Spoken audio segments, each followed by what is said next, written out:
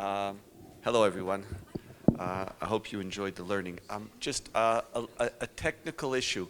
I've heard it from, I think a Tweety bird told me, that we've been having a little bit of a challenge. I know I live by it's better late than never, and since I hope all of you are going to be back next year, what I'm going to say now is just a preparation for next year. I've heard it said that some of the questions aren't coming out as much like questions.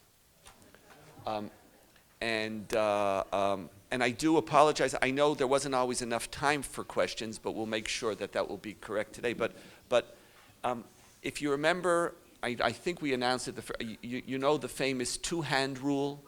If you've already raised your hand twice, feel free not to continue to do so. If you do have a question, just for all of us to make it a question we'll just want to make the learning environment more pleasant and safe and for everyone. So we're actually going to try something new today. We're the last day of the seminar, we're going to go brand new area for us. We're going to ask that anybody who has a question, write it down. Throughout the seminar, as I'm teaching, write. If you have a question, write it. We'll collect them. Rachel will hand them to me afterwards. And so if there's any point you want to ask, there's time for further discussion, time for your own personal elaborations in the breakout groups. But as the seminar grows larger and larger, our need to be aware that we're dividing it with other people becomes more necessary, and a sensitivity that we have to perfect. So we're going to ask you to experiment with us to see how writing down questions feels.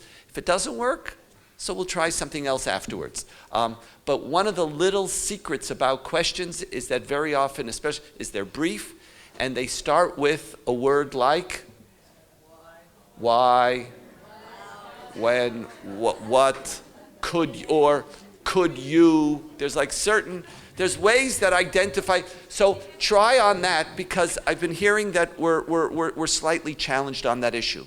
Another issue is that we all obviously have our cell phones closed, but some people can't. And they can't not because they're not polite, but because there might be someone whom they have to hear from, whether it's a spouse or a child or an issue or something very important. And everybody here understands. There's nothing to be embarrassed about. But I'd suggest that the back room over there, if we can make just a little access to that room so it's easy, if you have to go take a phone call, if you're close to that door, that's good, but when you go open and shut that door, it doesn't really work. Go down the steps. Or go into that back room for your emergency call. There's actually also a room here. Know fully well, though, that we'll be hearing everything that you're saying. No.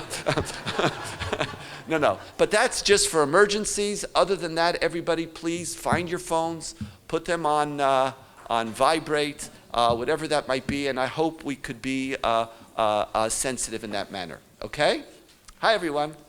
Shalom Aleichem. Now we could officially, Bill, you'll edit this later? Thank you. Good afternoon. Almost. I was, as any time you give a class, this is a class which I'm giving to myself. And it was a great opportunity in thinking about the seminar, about what are the types of issues, not that we've dealt with, but what are the types of issues that we have to put on the table? Let's get real, in a certain sense. You talk about faith, and it's so natural. And for so many of us, it's such an obvious place to be. It feels right. It's the world of associations. We might have challenges and ups and downs, but we swim in it. We pray. We take prayer for granted. God is an important part of our life. Spirituality is an important part of our life. But when you travel or when you live on the front line such as you do, it's not about being optimistic or pessimistic. It's about where are our people? And very often, people don't enter into a life or a journey, whatever it might be, because they feel there's certain tests and certain codes and certain answers and certain people they met at one time or another, which they felt closed the door on them. And we don't even do it intentionally. We don't do it intentionally, but once that door is closed, it's like, I'm not there. And one of the questions that Jews ask very deeply is, do I have to believe in God in order to be a good Jew? Do I really have to do that? And part of the question is, because I don't. Part of the question is, because I don't know if I do, and I definitely don't seem to be believing in the God that you're talking about. And therefore, when the God I don't believe in is the God that somebody told me, maybe in kindergarten, maybe at some moment, maybe in other faith communities, that this is the God I have to believe, and I don't believe in that God. Sometimes it's a test. It's a test to tolerance, to acceptance, to, do you see me? Am I here? Or are you just talking to yourself?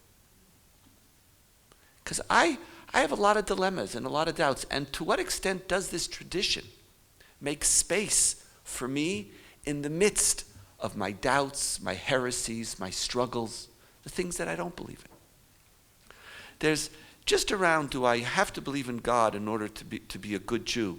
As one of the key things that every one of us in this room knows is that we have to figure out what was the question that we were asked before we give the answer.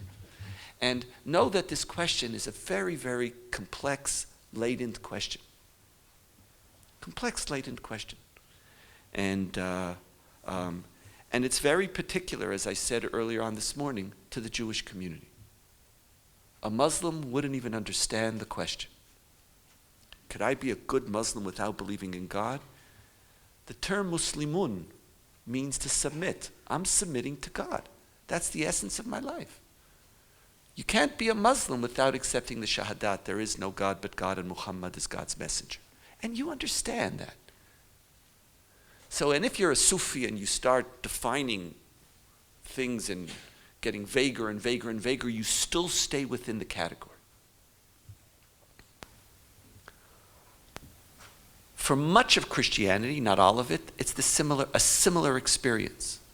For the core redemptive experience of Jesus is to enable you to feel accepted and loved by God. That's the essence of being a Christian, of being somebody who is saved by Christ. That's the you're saved by Christ. The salvation is the salvation of being accepted. Something that would, despite your actions, that you could be loved and accepted as a human being even though you're a sinner. And if human beings might judge you, you know that God always loves you. That feeling of being loved and accepted, that feeling of being worthy to stand in God's presence because of your faith in Jesus, that's the essence of the redemptive experience. And therefore, what would it mean to be a follower of Christ without God? It's possible, and there's people could, but it's so core to the experience. Now, one of the reasons why we in our tradition believe that it is such a legitimate question, forget even before we even get to the answer, is because to be a Jew is something you are before it is something you do. Which is it's a mode of being, not a mode of doing. And doing might be action, might be belief. There's something that starts first. And that's why this text, the first text that I asked you to look at Tractate Sanhedrin, which says that an Israelite, even though they have sinned, they're still an Israelite, basically establishes, here they establish it as a Agadah.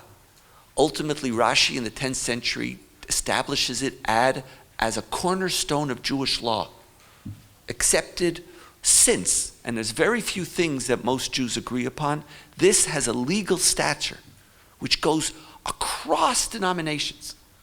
And I don't just mean Orthodox, Conservative, Reform. I mean even within the sub-denominations of each denomination, and even within the various forms of orthodoxy, and in many ways, even the most theologically and religiously fanatic understand that the foundation of Jewishness is a mode of being. And as a result, I could come to you and ask the question, because what I believe or don't believe, what I do or don't do, shouldn't be able to disqualify me. And part of the question, am I a good Jew, is am I a Jew? Am I okay? I'm not asking, for an 8 or a 9. Am I a passing Jew? Am I in this story? Because we've raised a community in which the collective identity of being Jewish is determined prior to any cognizance, any action, any responsibility on your part. And this notion that of course you're a Jew. Of course you're a Jew. And part of the challenge that we face as rabbis, whether it's on this question or if people ask us to perform an intermarriage, for example, part of what they're saying is, I have a right to be here regardless of who I am. It's not simply what I want from you, but like you as the carrier. I'm a rabbi. I was with a group of people talking, what does it mean to be a rabbi? You're the official one who says, I'm a member, which is so paradoxical because if it's a mode of being, you shouldn't really need somebody to say, but we all do. We need that. And we're appointed as the official stamp of approval. You're the ones. And that's why part of the experience is not just I want you to kasher me wherever I want you to see me. And the notion that there's something that I could do that puts me outside of your domain of care and oversight somehow violates the principle of being Jewish. So what if I made a decision that you don't like? So what? Yisrael afal pi shechata Yisrael. And so one answer, do I have to believe in God in order to be a good Jew? One immediate answer is, if good Jew means Jew, the answer could be almost unequivocally and simple, yes, until you read Maimonides. And Maimonides says something that even he doesn't believe in, but he does. And there's an inner, and what's so beautiful about Maimonides is the fact that he is so conflicted by this. See, he accepts the legal principle of afal pi shechata Yisraelhu, and he enacts it into his law. No one, after Russia, it's in there. It's in, you're in. And that's one of the reasons, very often, women suffered from this law.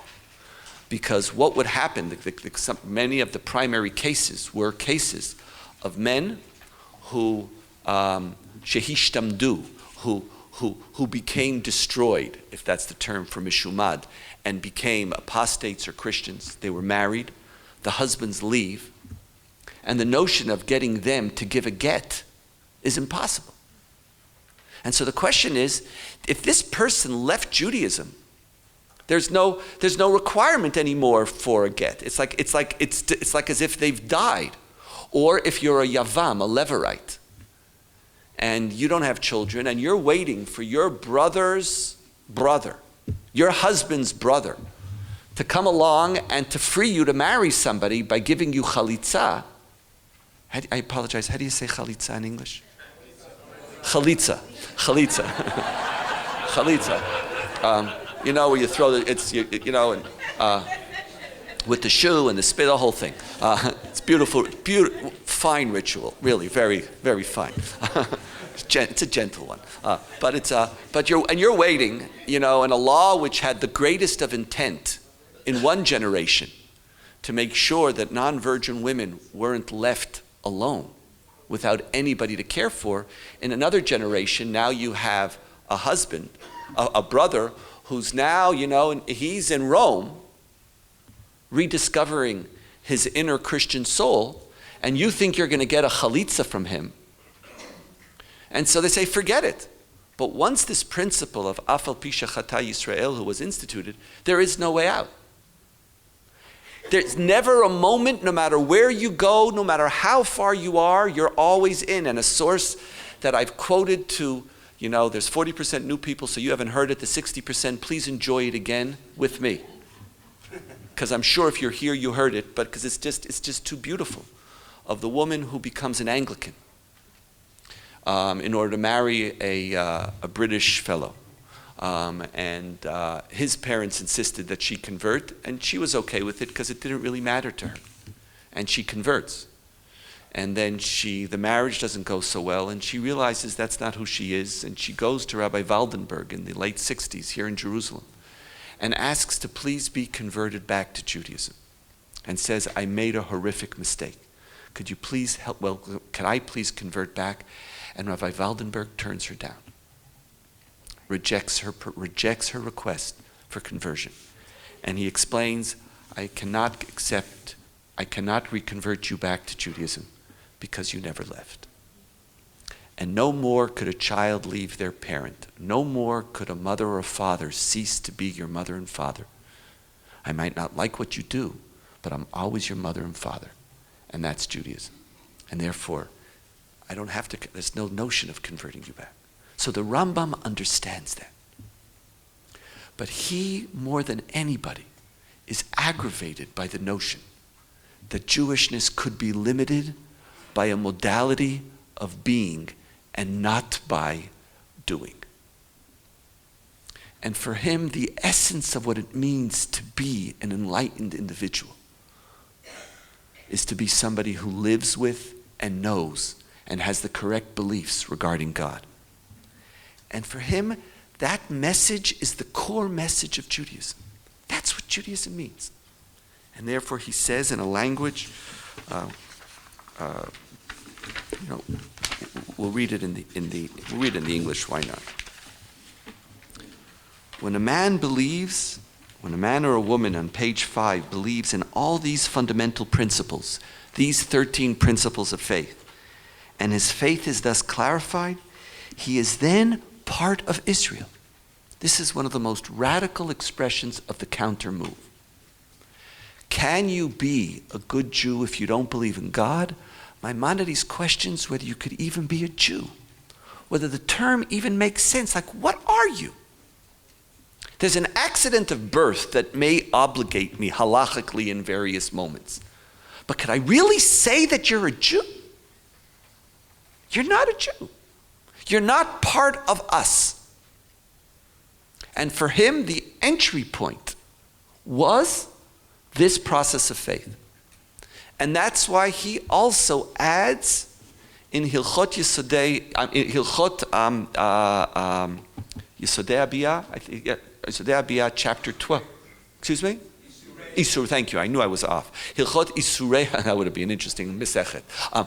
But the Hilchot Isurei Biyah, chapter 12, he adds the principle of believing in God as a core condition for conversion and as the only thing that he specifies as that which must be done in great length. In great length. And that's why for him the answer, you certainly can't be a good Jew. Whether you could even be Jewish, Maimonides tests that question. But with the exception of Maimonides, and you read this text, and not being a Jew means that if I'm obligated to love and to be loyal to members of my community, I have no loyalty and love towards you because you really aren't one. You're not one with me. You're just not one with me. So on the first answer, the first stage, do I have to believe in God in order to be a good Jew? With the exception of Maimonides, the answer, if good means minimal. There. A Jew, the answer is unequivocally yes. Unequivocally yes.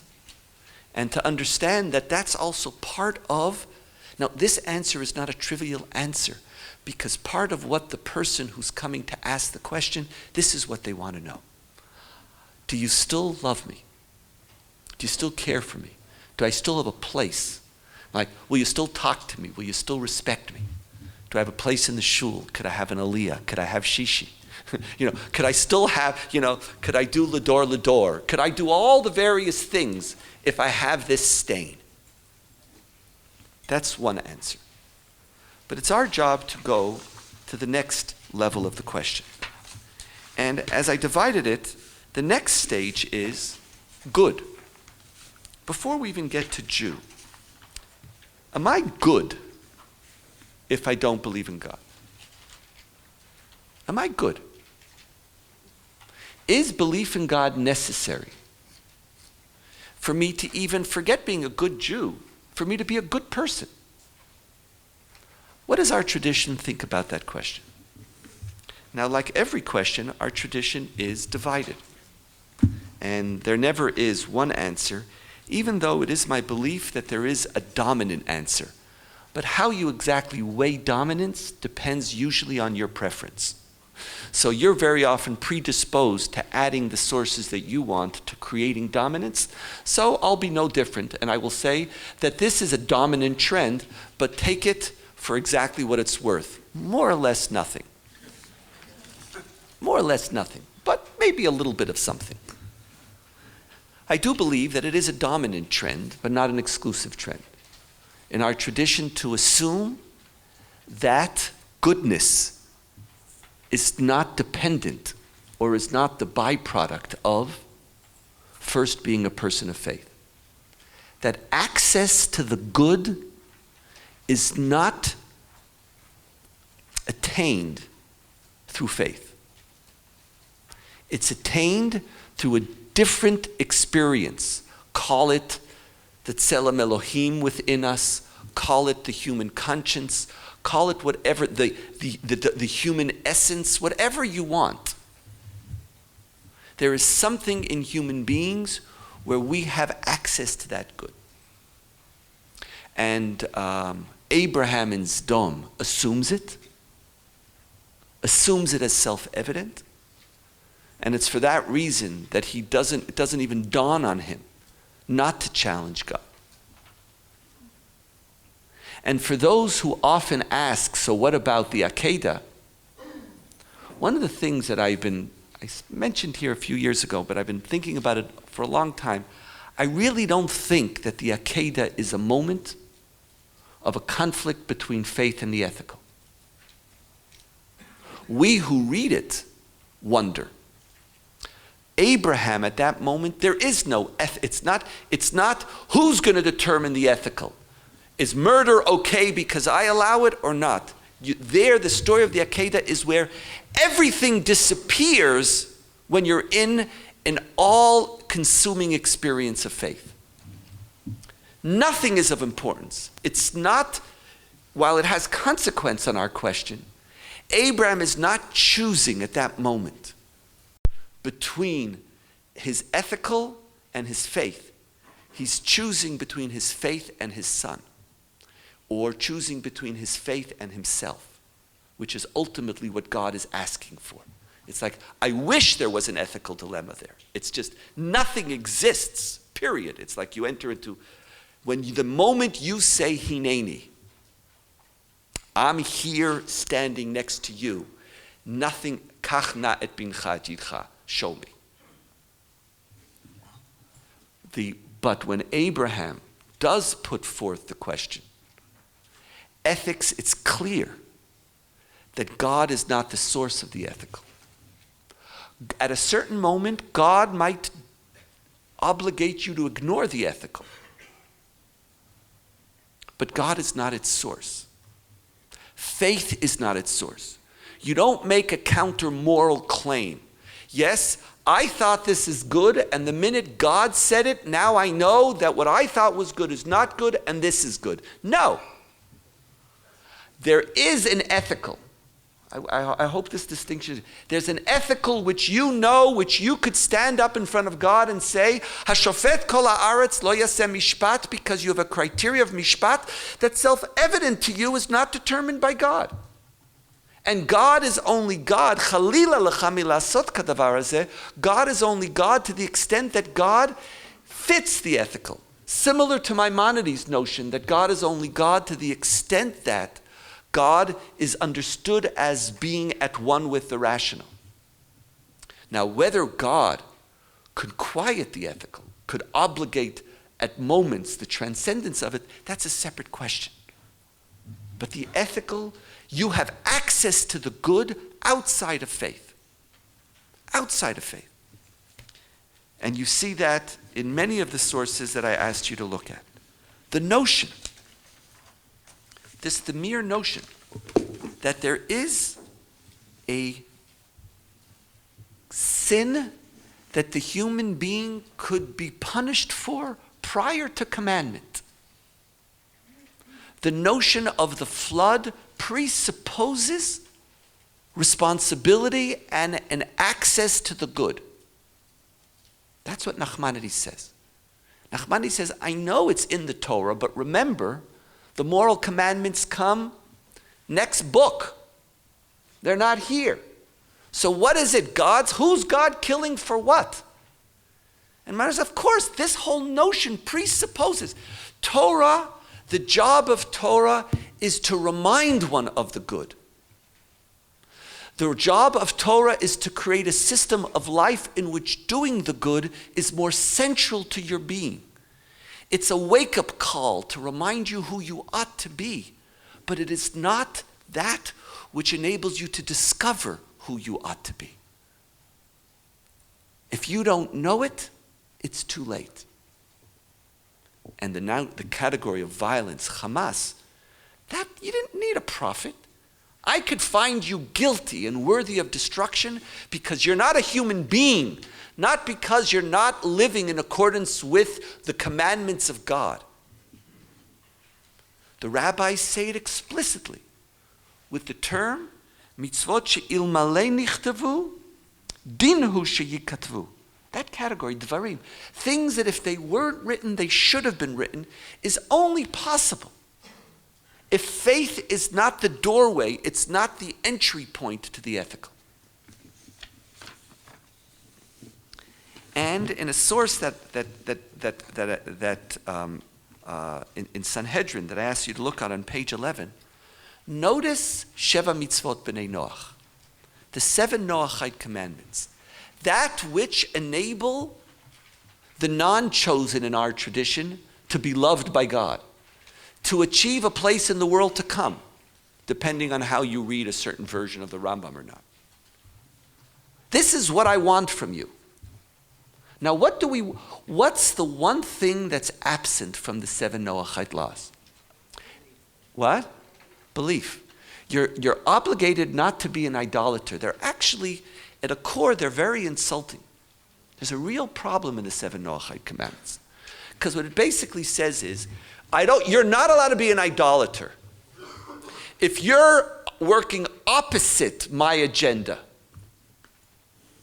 then you're a hindrance to my place in the world. Whether you believe in me or not doesn't really matter to me. Doesn't really, they're very, very more, you're not even important enough. And that's why I know, there's different people who make a career from various times saying something that Jews really want to hear from non-Jews, and they make a fortune usually for 2-3 years. And it comes in cycles.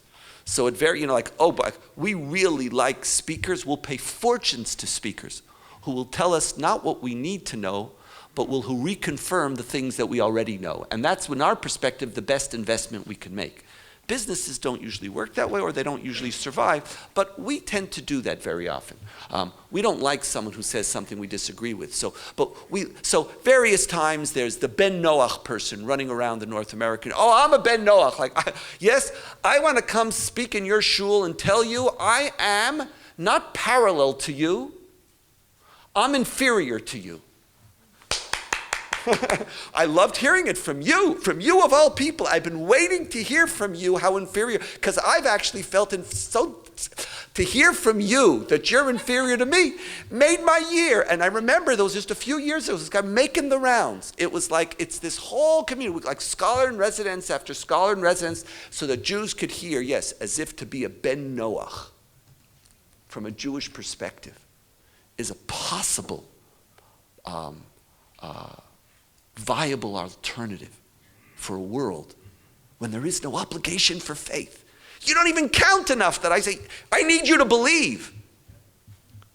If I really want a relationship to the world, that you're important enough in my eyes that I need you to believe too. Not that I just need to make sure that you're run a just society. I don't care what you believe, but that's the point. I could obligate you, though, to run a just society even though you don't believe. Even if you don't believe in God. And it's assumed that setting up courts, murder, theft, those are things that's human being qua human being. And what's so interesting about our tradition is that with all the depth and length of material and laws and chapters, it never saw itself, or rather, it very rarely, or the dominant trend is that it stands on something else that exists before it. The notion of the 7 Noahide commandments, or the Ramban on Hamas, is a internalization of the precedence of the book of Exodus to the book of Genesis to the book of Exodus. That's what it means. We didn't start with Jews, and we didn't start with Torah. That means something. One of the implications of that is the independence of the ethical from a life of faith. Now, for honesty, I just brought one source, and I could have brought others. But to show the disbalance, I brought 6 of one and 1 of the other, just to reaffirm that point. It would be possible that in another Beit Midrash and a different teacher might come up with a different ratio. However, it's not the quantity, it's the quality. And the quality of Shimshon Raphael Hirsch's statement on what Etz Hadat Tov Vara is so profound. And it's just, I'd like to read it and give it its due. I want to read it out loud on page 7, from 1, 2, 3, 4, 5, 6, 7, 8 lines from the top. Because he has a different instinct.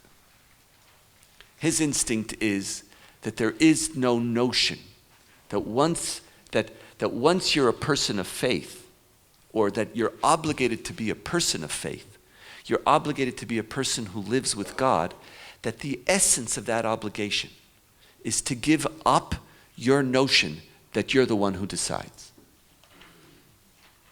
And if you want to be in paradise, there is only one condition for the earth to be able to form a paradise for us. And the condition is this, that we only call that good which God stamps as being good, and bad which God declares as such. But not that we leave the decision between good and bad to our senses or our moral conscience. If we place ourselves under the dictates of our senses, the gates of paradise are closed to us, and only by a long way round can human beings regain admittance thereto. Yea, the tree could have been called the tree of knowledge of good and evil, inasmuch as it was to represent to human beings what good and evil was to be to them, what a person was to recognize as good or bad. The tree, as we shall see later, was endowed with every attraction for taste, for the imagination, sight, and reason judgment. All one's senses declared it good, that it should be eaten, and yet God had forbidden it to be eaten, was accordingly designated bad for humankind. The tree accordingly was constantly to remind us of the teaching on which the realization of the whole purity and height of human beings' callings depend. The teaching that, according to the judgment of one's bodily senses, one's mind and understanding, a thing may appear absolutely good, yea, the very best, and still to take it may be contrary to the high calling of humankind, may still be judged as God, as a capital crime. the teaching that humankind is to recognize what is good and bad, not by the judgment of one's senses or one's own mind, but by accepting the will of God when it has been revealed to us, that one must take such judgment of God as the one guide one is to follow, if one wishes to fulfill one's mission on earth and remain worthy for the world to be a paradise for humankind. Beautiful. And I really think it represents a core instinct of the Garden of Eden story, with one slight exception. I think God in the Garden of Eden was looking for the experience of Amen. Otherwise, God wouldn't have put the tree there. Shimshon Raphael Hirsch goes one stage further. It's not just that God wants the human being to say Amen to God. He says that the essence of what it means to live with God is to follow, is to understand that God is everything to you, and that God is the one who defines every dimension, including the good and the evil, and that is the core religious experience. And so could somebody be a good person and not believe in God? Shimshon Raphael Hirsch would say, I don't even know what the term means. I don't even know what the term means. You could do okay. You could do okay. But are you doing that which is going to get you to be what it means to where a human being should be? The answer is unequivocally no. You can't. So there is that trend in our tradition. There is that trend. But at least a major, if not dominant one, is to separate the notion of good person from the principle of faith. And so, question number one, am I a good Jew if I don't believe in God? The first answer would be, you're a Jew. And if good means you're here, yes. Could I be a good person and not believe in God? The answer is absolutely. Actually, you have to make sure that your belief in God doesn't skew what you know to be good already. All of us have to develop the ear to make sure that we listen to the moral imperative that we know, and make sure that all that which might prevent us from doing so is placed in its right place, including, in this sense, God. The third question is are the term good person and good Jew synonymous terms? Are they? If I'm a good person, let's say I don't need to believe in God, but I'm to be a good person, but now I've achieved, I'm a good person. Now, as distinct from just being a 6, am I like up at the 8s and the 9s? Like, how much do I count if what I do, if the ethical is the primary feature of my life? This is what I do. I know I'm Jewish just because I was born or because I converted. And once I converted, it just doesn't matter anymore. I'm in. But am I actually good? Am I valued? Not just seen. If stage 1 is, do you see me? Stage 2 now is, do you value me? Am I a valued person? Here too, I would say that while it is debated, there is a very, very dominant trend to answer yes. One source which says no, and I want to thank my colleague Yisrael Knoll for reminding, and one of the things is you see something over and over again, and then you need great teachers to something say, that's what that is. Yeah, thanks.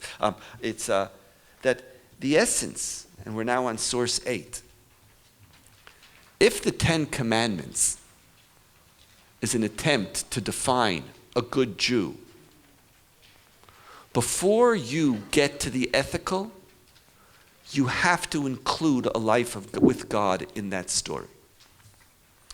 And one of the dominant messages of the 5 books of Moses is the centrality of covenant, the centrality of a life with God as the core essence of what this whole enterprise is about, which would make it really difficult to say, could you be a good Jew without believing in God? Exodus, Leviticus, Numbers, Deuteronomy, without quoting this, my gut, if you put it all together, an incomprehensible question. If you're a good person, you're a good person. That counts. But are you a good Jew? Are you a good Jew? Forget Mamlechet Kohanim Goy Kadosh. We'll get to great in a moment. Are you good? The 10 Commandments, which is a minimum, starts with commandments, Anochi Hashem Elohecha, Asher Tziticha Meretz Mitzrayim. I am the Lord your God who took you out of Egypt. I'm going to take you out of Egypt because in Exodus 6, you shall be my people and I will be your God. That's what this is all about. It wasn't about creating, a mensch. It was about creating a community of people who are going to walk with God. And as a result, the answer to the question, if I'm a good person, am I a good Jew? No. That's not what our story's about. It's a different story. The ones who begin to introduce that maybe there's a little more complexity here are the prophets and Psalms.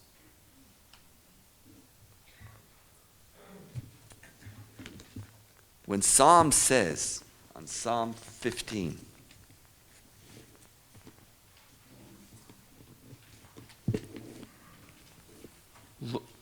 Adonai mi yagor ba'ohalecha, mi yishkon bahar kochecha, Lord, who may sojourn in your tent, who may dwell on your holy mountain. That's another way of saying, who's a good Jew? Who's a good Jew? Like, am I valued? And the answer is, he who lives without blame, who does what is right in his heart, acknowledges the truth, whose tongue is not given to evil, who's never done harm to his fellow, etc., etc. Almost exclusively the ethical. When the Isaiah chapter 1, hear the words of the Lord, you chieftain of stone. What need have I of all your sacrifices? Why are you coming to me all the time? You're nauseous. You're making me nauseous. I don't want any of your sacrifices. I can't abide in any of them. The holiday season, when everybody shows up, fills me with loathing. They're a burden to me. Can't wait to go home. That was Isaiah 1:14, by the way. When you lift up your hands, I'll turn my eyes away from you. Though you pray at length, I will not listen. Your hands are stained with crime. Wash yourselves clean. Put your evil doings away from my sight. Cease to do evil. Learn to do good. Devote yourself to justice. Aid the wrong. Uphold the right of the orphan. Defend the cause of the widow. The prophet is not saying that Judaism could be reduced to the ethical. But they are saying that you do become a good Jew by being a good person. Is this the only way to be a good Jew? If I would be serious in the prophets, I would probably say, yeah. I don't think you could even get to be a good Jew without being a good person. Doesn't mean that there might not be other stuff, but if you get to live in my tent, if this is what I really want from you, then the radical implication is that yes, that the core to being a good Jew is being a good person. Doesn't mean that that's all there is in Judaism. I'm not making the claim that everything is reduced to this. But if I have to look at the essence, what makes you good, that's right. It's about being a good person. And in this sense, the prophets are completely different from the 5 books of Moses. Their religious instinct. And that's why God said, who asked this of you? As if God was attacked by amnesia, forgetting the 5 books of Moses. Oops, who asked this? You did. What do you think you were hacking me a chinik in Shmot, Bayikra, Bamidbar, and Dvarim? That's what you said. This is what you wanted. I know you commanded the ethical. True.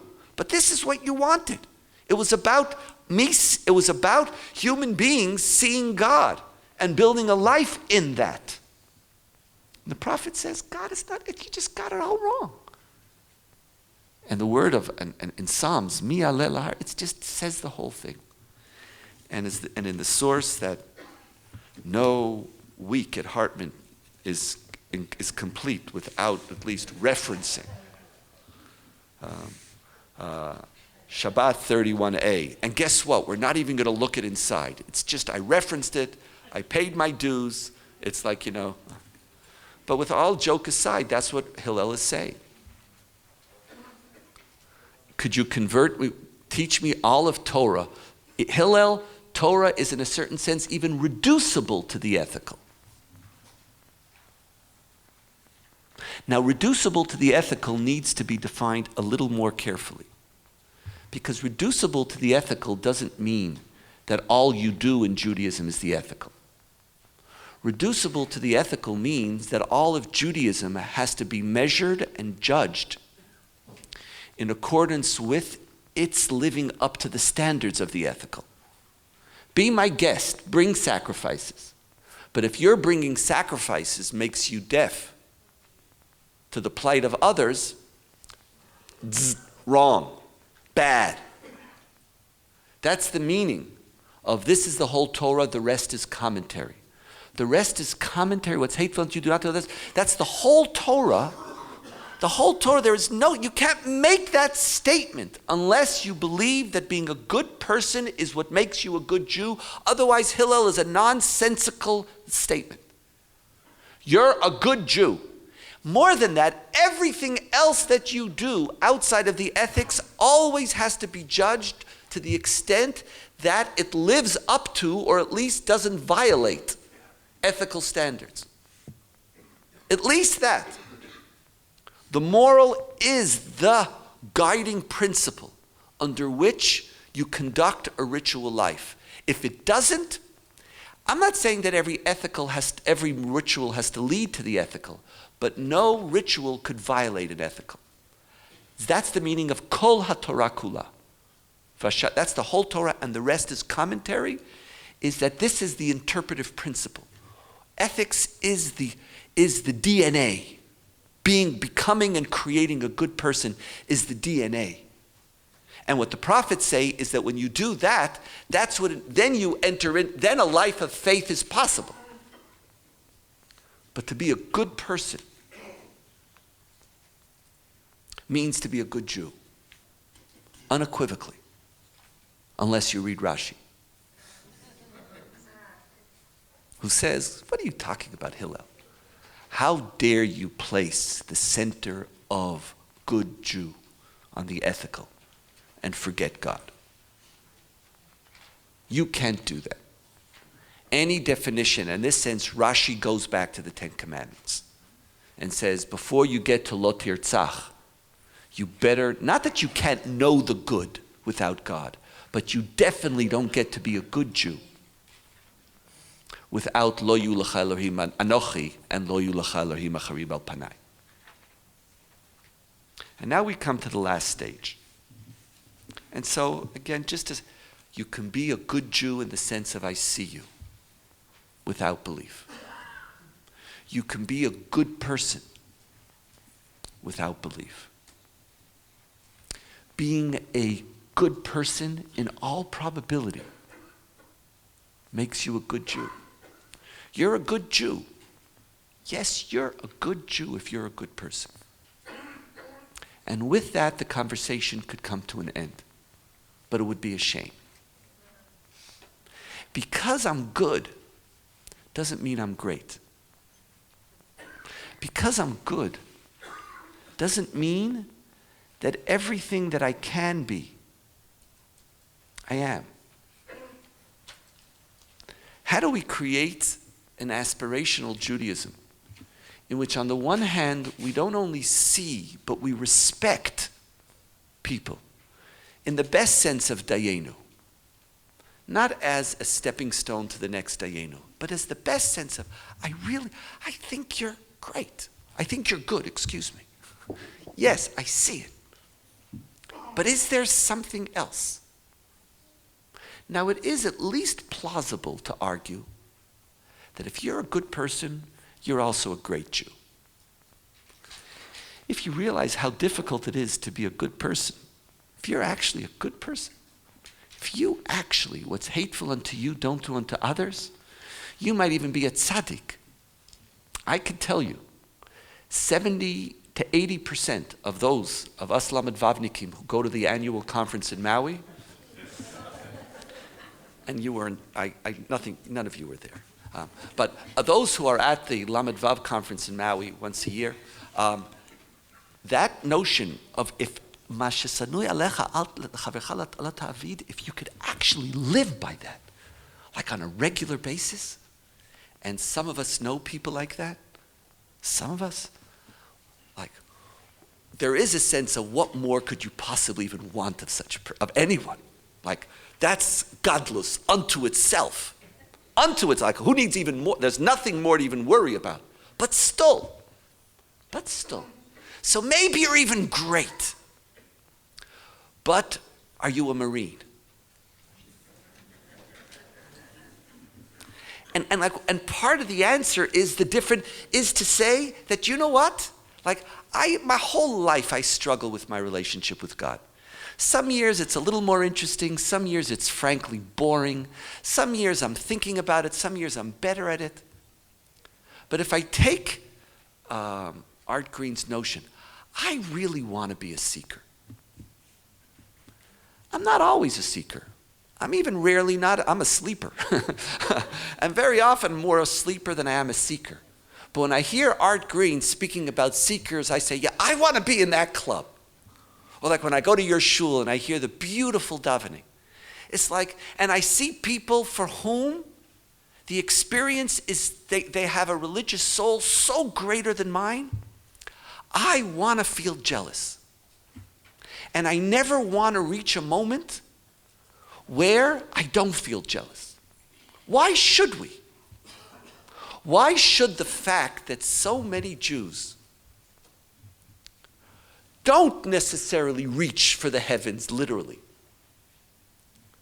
and why we as a community not only have to, because they're Jews, and I have to see you, but because our tradition recognizes the primacy of the ethical in a larger sphere of things, and that you really are great. Why the moment I call you great is the story over? Does that have to be the end? And why is there that pressure to mediocrity? And I'll always remember, Bill, something when I visited your shul. I'll never forget your Torah. You're teaching me about this. I remember, it's like, because it was just like, for me, it was a model of a rabbi being aspirational, which is what you did in your career. I remember it always. I was at your shul, and there was a Friday night service, and it was hopping.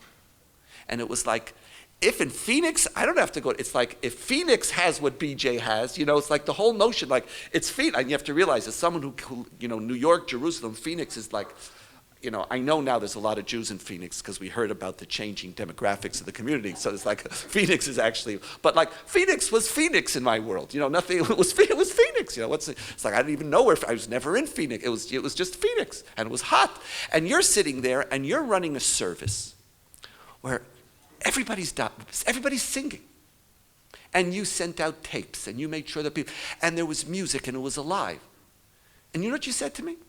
Because I was complimenting. I said, wow, this was alive and it was packed. Alive. I don't know if you remember what you said to me. What you said to me then is, yeah, I'm not sure though whether this is davening. And like, how do I create here davening? I got them to sing. I got that.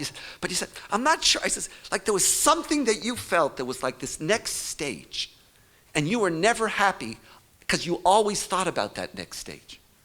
And part of the challenge of the question, if I don't believe in God, am I a good Jew?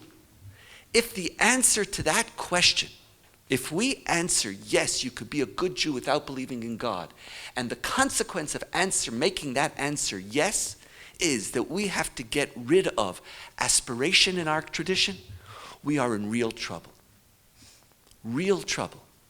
and had as a tradition in which Jewishness is at its core a dimension of being, not relinquish the dimension not just of doing, but of doing more.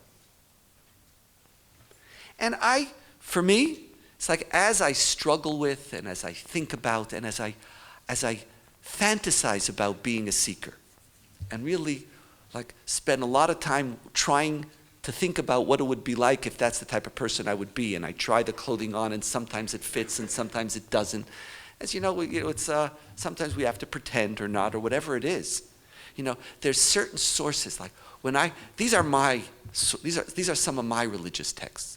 These are my texts which remind me, when God is in your life, something else happens. Something else happens. When you remember, and for me this is a very deeply religiously important text. The notion in the story of creation of a God who's not created. The notion of the story starts almost from the second chapter, Breshit bara, and it doesn't talk about a God who's created. And to recognize and to feel the notion of the otherness of God, and to recognize that no matter what I do, I'm never going to be God. I'm never going to be worthy. There's something always beyond me. And the fantasy, and at moments in your life I sometimes experienced I didn't even know what I was transcending to, but the recognition of the beyond yourself. The Jobian text, which on the one hand I hate more than any other text. What a disgusting put down. Who are you, God, to say to me, who am I? Right? But after I forget my who am I, and I shut up for a minute and I listen to it, it's right. It's just wrong in the book of Job. It's just the wrong answer. It's just a complete yuck when it comes to the book of Job. But as a religious statement, who is this who darkens counsel, speaking without knowledge? Gird your loins like a man, and I will ask you, and you will inform me. Where were you when I laid the earth's foundation? Speak if you have understanding. Do you know who fixed its dimensions? Who closed the sea behind doors? When it gushed forth out of the womb, when I clothed it in clouds, when I made breakers my limit, and I said, you may come so far and no further. Have you ever commanded the day to break, assigned the dawn its place? Have you penetrated to the sources of the sea? Have you seen the gates of the deep darkness? The poetry it's right. And to be a person who can hear that, who could recognize, you're created on the same day as the cows. Donkeys. Worms were on another day, but you got the donkeys. You're the donkey. Something that when God creates that sense of a different feeling of who you are, and where you could go down and actually say, yeah, where was I? And the feeling that there's something much larger than you. I want that in my life, and the ethical just doesn't do that. That's nothing to do with me being nice to somebody. And I want that experience. I want to be able to hear the Rambam.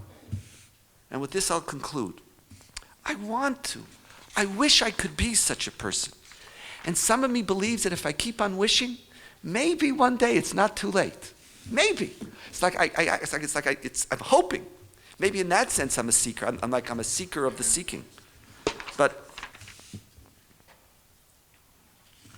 we'll read it on page 18 and 19.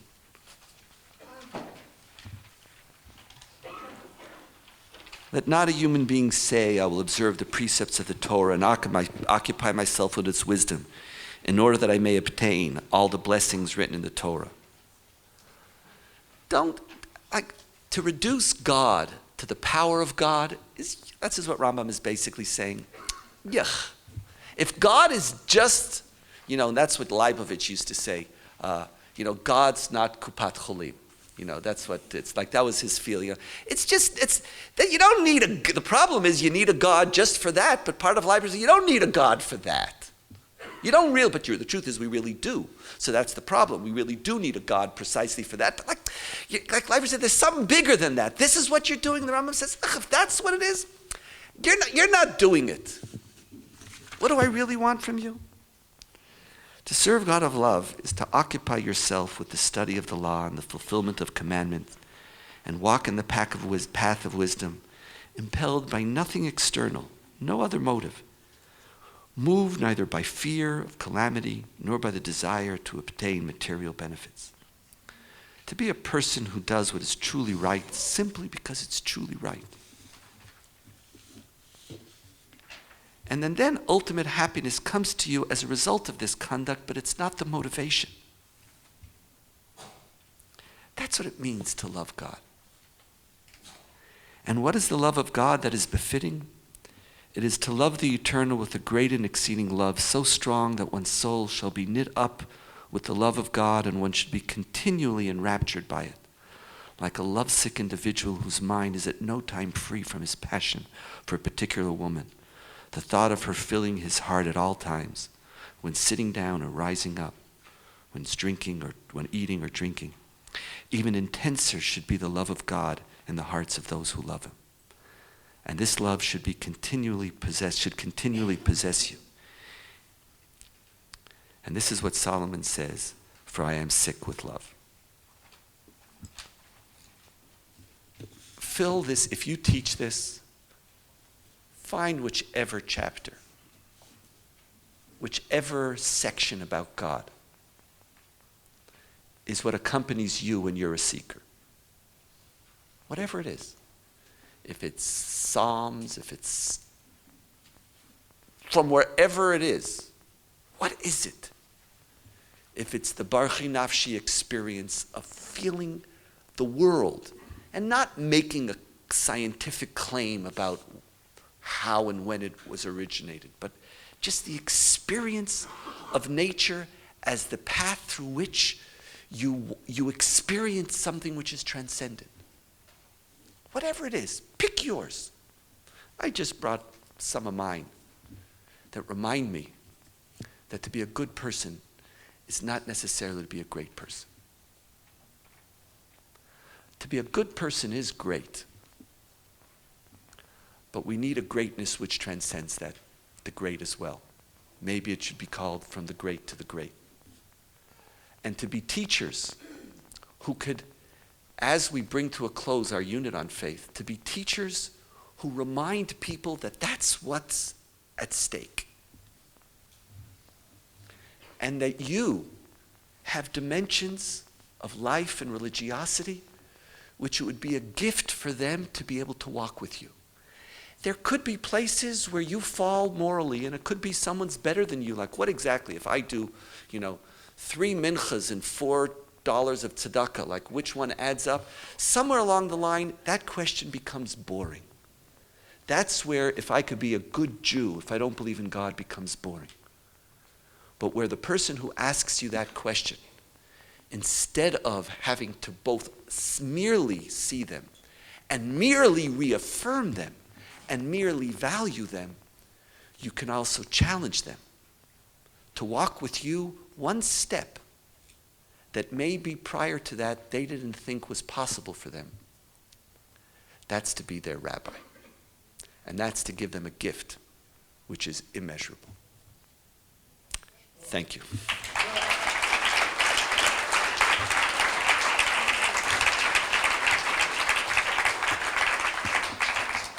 And now I believe the idea was you were going to write something down, right? So let's start with some of those. Would you be able to gather them for me? So we'll just take a moment. Torah Dichtiv. We're going to see. I don't know if this works, by the way, okay? So if it's not, and if it's very uncomfortable, fill it in your evaluations, how you feel about this methodology. Because we'd like to know. We're just looking for a way to do this. Could I just have a few of them, and we'll start. If you have anything in your hands, I'll start with those. Whatever you have in your hands is fine, and then we'll come back. Now here,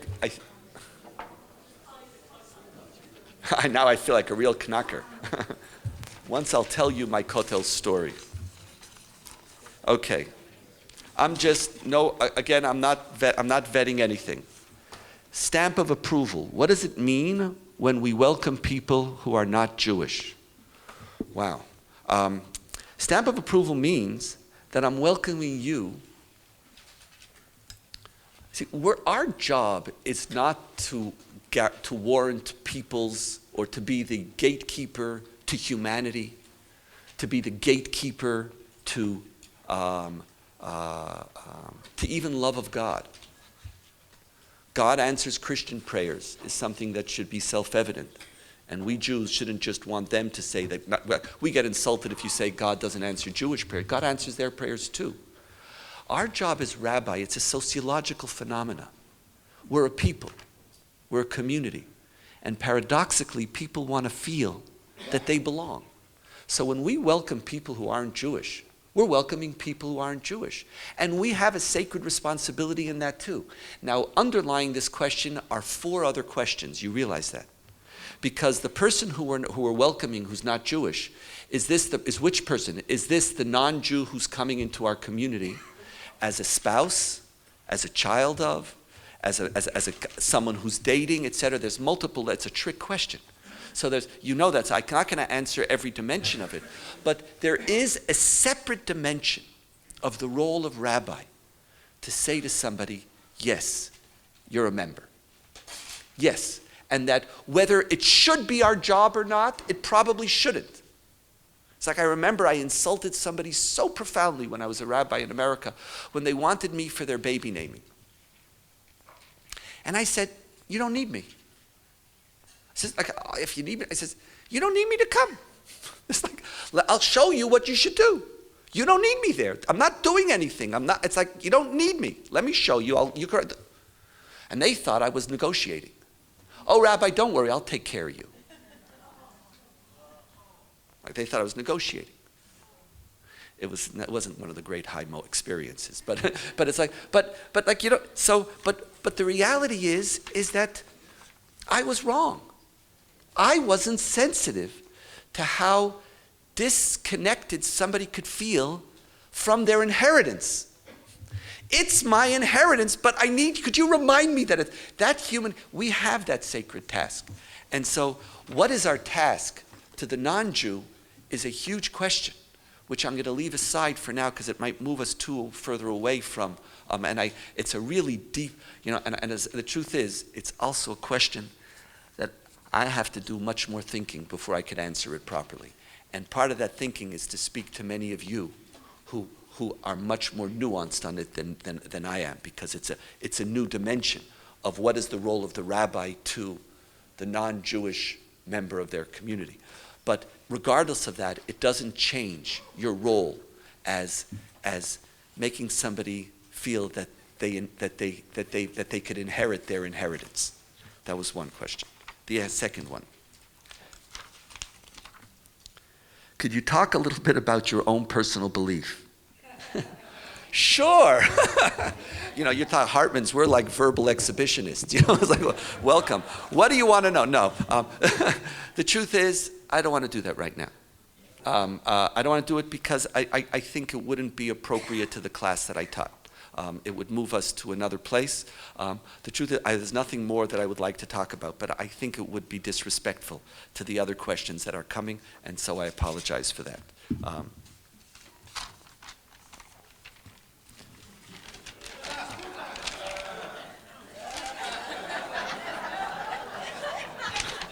See? You got it. It's like, and again, I don't know who wrote this, no disrespect. I will read this, and if this is yours, feel free to come talk to me later. Okay? I appreciate. Is this helpful, by the way? Is this methodology working? Oh, good, we found something. I'm so happy because it's like we want to find a way that this could work. Wonderful. How do you like that? Did we forget the notion of the holy? I.e., eating is good, can be moral, but kosher is holy. I think it's a really good point. And I think that's part of, or it's another way to articulate or to say possibly better, what I was saying in the last stage between the relationship between good to great. That's the point. It isn't exhausted by. And that the notion of holy in your life is something else than just being a good person. And that's part of the good to great. And when you build this class, if you're teaching it, this is, Kedoshim to you, holiness is a great category to add to that. Yes, thank you very much.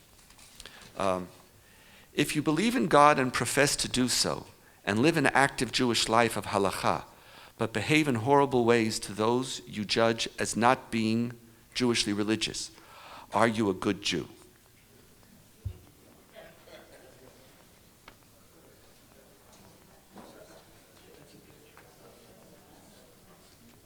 See, what I'm wondering is the question.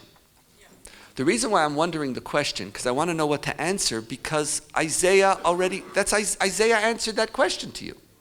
In other words, you don't want me to answer it. Isaiah answered it to you. God says to you, you're nauseating me. I am aesthetically repulsed. But that's God saying that to you. So now one of the interesting, there's an inner interesting paradox in this question, and it's a very interesting question, because there's a lot of frustration in this question.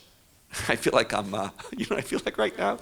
Like, no, those people who do the graphology, whatever it is you're writing, I know when you stop breastfeeding, I know all these things about you. No, but I'm just, but what's interesting about it is, but this is actually very instrumental. It's really, we could all learn. You live an active Jewish life of halakha, but behave horrible to people. That the category is very, very interesting, and we make this leap all the time. And part of the problem is that I only notice it is we answer the question without realizing that the question is deeply problematic. How could you leave an active life of Jewish halakha and behave horribly to people? Oh, people, no. Okay. I see. So there's another part of and you act to those who judge as not being Jewishly religious. There's a nuance here. Okay, as normal, I very often have a great answer to a different question. This question was more nuanced than I originally thought. This is put it this way, Maimonides, and this is a good point with Maimonides, Maimonides thinks you can. Maimonides actually thinks it's a mitzvah to act disgusting to the person who you think doesn't live up to your standards. No, even most Haredim act with tremendous decency towards other people. They do. They're not out there spitting on. They're small. There are some. There are some of every group. Whatever. Not of every group, but it's not a particular denominational phenomena of a willingness to accept you have in every denomination Jews who, the minute you're different from my denomination, you're dirt. Whether you're Reform, Conservative, Orthodox, and I would challenge anybody to say that there's a statistically higher dimension of this. You have what you define as the good Jew, and if you don't get it, or you're not as liberal or modern or halachic as me on whatever criteria, my feeling is no. But our tradition, one of our challenges is that our tradition does obligate you. Or there are enough chapters in our tradition which says that if I think you're a bad Jew, that's what the Rambam says. I don't have an obligation of loyalty to you. But I pray for a tradition where the answer to this would be simple. And for me, that's the meaning of Zionism. The essential meaning of Zionism is the Jewish people's decision to live with those people they disagree with. And I have this notion of Zionism because that's the Zionism I learned from my father. That's the essence of his Torah on Zionism. And this, he didn't say it now, he said it decades ago. And I was raised on that Zionism. That Israelis, in that sense, aren't Zionists because they don't fully understand it.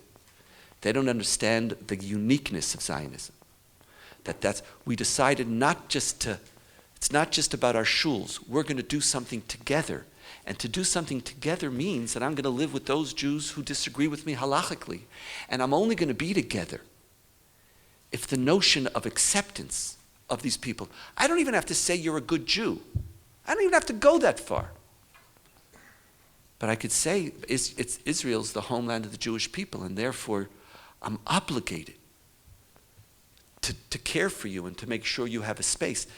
That's the Zionism that I love, and the Zionism that this institution wants to teach, in which the pain behind this question would hopefully one day disappear. Next question.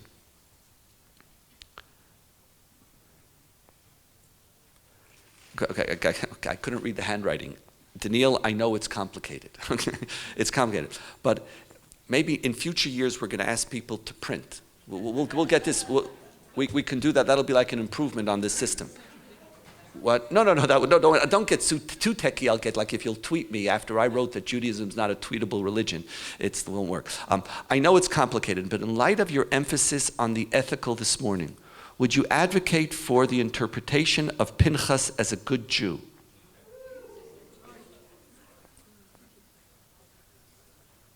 I don't understand. Pinchas.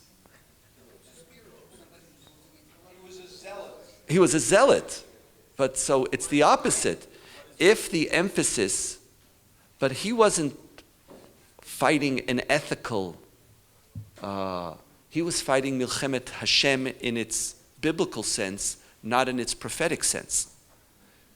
And therefore, he wouldn't be so. I don't like Pinchas.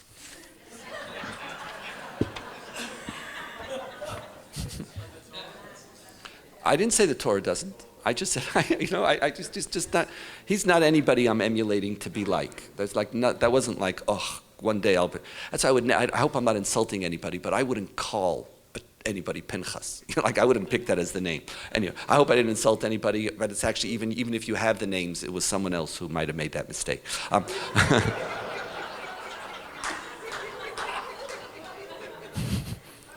Did I hurt anybody's feelings? Oh, you're sorry. Yeah, okay. Okay, I apologize. Okay, that's true. If you name him after somebody, then the mistake goes back generations. To the Middle Ages when they actually thought, yeah, we want to show him. Like, okay, should one have to believe in God in order to convert into Judaism? Great question. I would say no.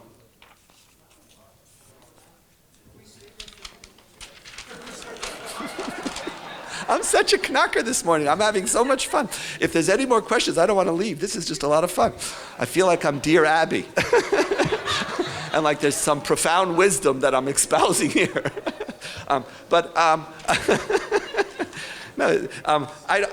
There's a lot of reasons why no, but that would go into the issue of conversion.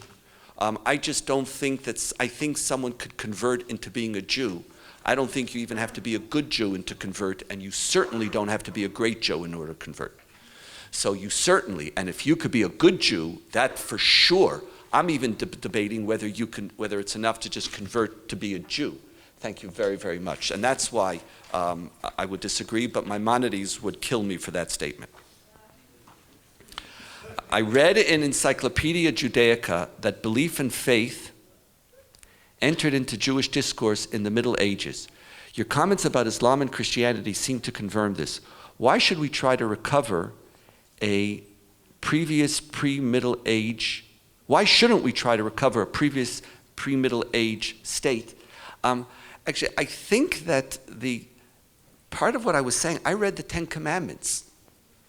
Anochi Hashem Elohecha is not a medieval document. When it was written depends who you ask, but it still is between 12th century BCE and 5th century BCE. So the place of faith in our tradition, the thing that Maimonides does do, is you create is the place of faith or knowledge of God as a prerequisite for closeness to God. That is a medieval move, but I don't think faith is a medieval move. Faith is the moment. It starts with the tree. It starts with the tree, with God saying, "I'm going to give you the garden, but believe in me." It starts right there. You don't get to live in this garden if you don't give me a place in that garden. So I don't think it's a medieval dimension. And that's why very often, as methodologically, there very often are trends and moments. We have to be very careful because people in modernity are far more complicated and primitive, and people of antiquity are far more sophisticated. And so some of the dichotomies are sometimes not always there. Okay, I apologize. Could you clarify how you view the 7 Noahide laws to represent an ethic that arises before the obligation of faith? Great. The Torah and Talmud seem to present these laws as the first divine obligation on faith, not as an ethic independent of Torah. Your thoughts? Very, very good question. Thank you.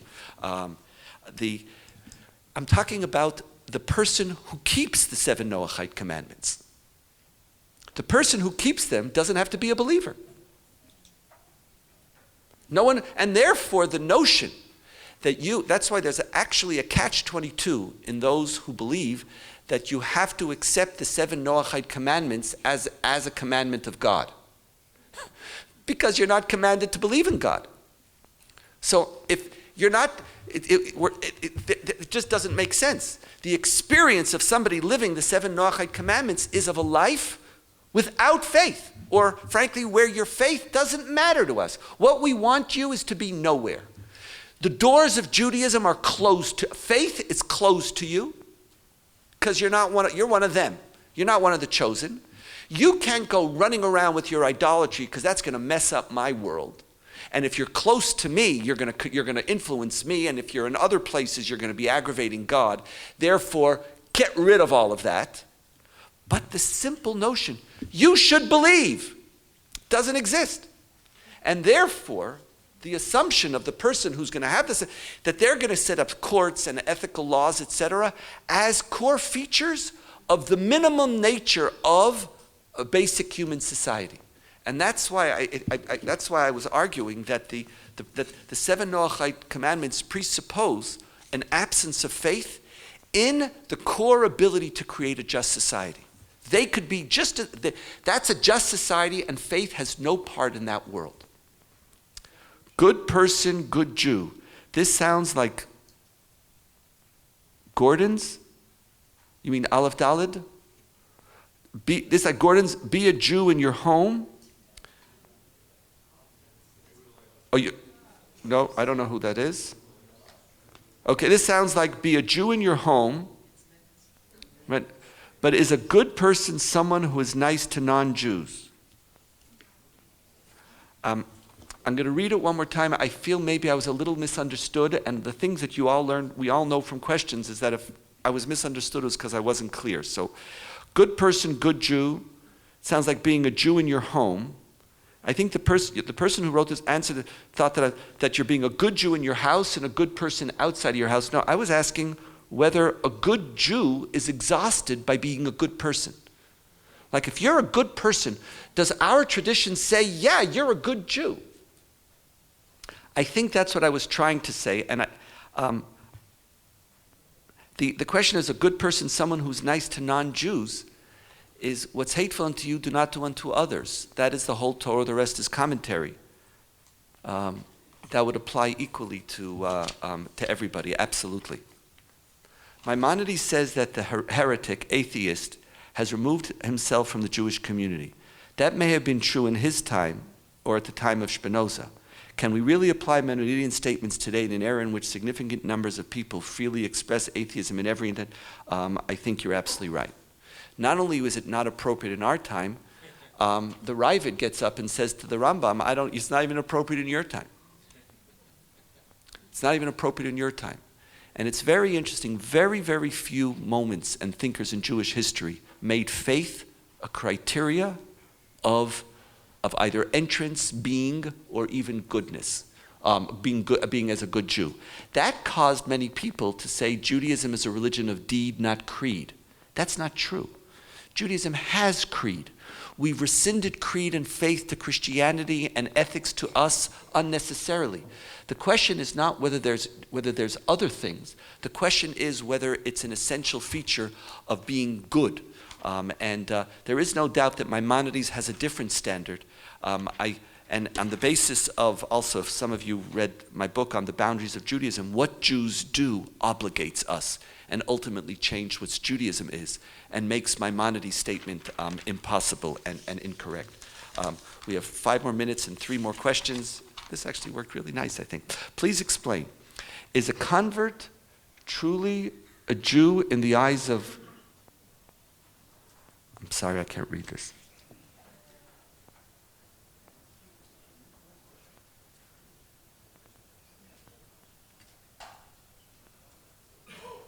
Okay, I think this might say, please explain, is a convert truly a Jew in the eyes of God, given the citation of the Talmud, which hints that there is a genetic belief in what is a Jew?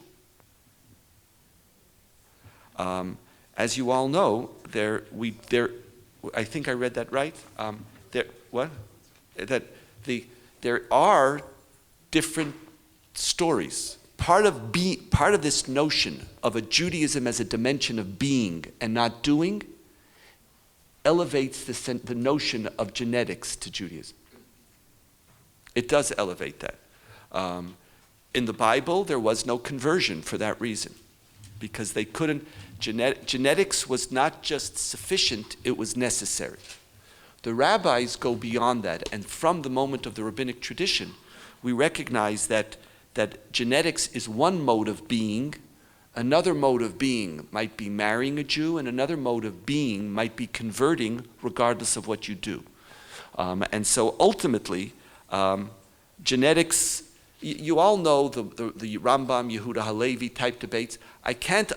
You can't deny the place of genetics in the Jewish tradition. And it enters into our tradition precisely because of the notion that Jewishness is a dimension of being, not doing. And it's natural. But through the process of conversion, which nobody doubts, we've really gone beyond that. Now, some people solve it by saying that the convert miraculously changes their genetics. Other people change it by saying that the convert is never as good as the Jew. But where I stand on that is self-evident, but to deny that there is that claim would be intellectually dishonest. It is there. I'm very comfortable with people feeling that genetics creates a modality of being. I never want people to believe that that's the only way that there's multiple doors to be, and I never want someone to believe that genetics gives you the category of great Jew, or even good. How do you suggest to rabbis how to help people approach that transcendence? Through what? Classic halacha, creative prayer study? Here, my only suggestion to you is to do yours. You can't play someone else's game. Find whatever it is. It could be a song. What's your spiritual competency? Whatever it might be, in whatever domain it is, that's where you could be somebody's mora derech. The idea is to open up a new window, to get somebody to through you see something that they didn't see beforehand. That's all. If you could, that's a great gift. But you could only do it if that's what you, in the way that you know. So I have absolutely no suggestions, and I personally have not been good at it. So I would even be the last person I would ask would be myself on this in general. But even so, conceptually, it needs to be your skill. It could be an Amichai poem. Hi, Steve. It could be, it could be an Amichai. What is it that does it? What's the text where you could be the one who opens a window? And that's why, as I said, this last unit is a completely private story. Last question. Why can't being good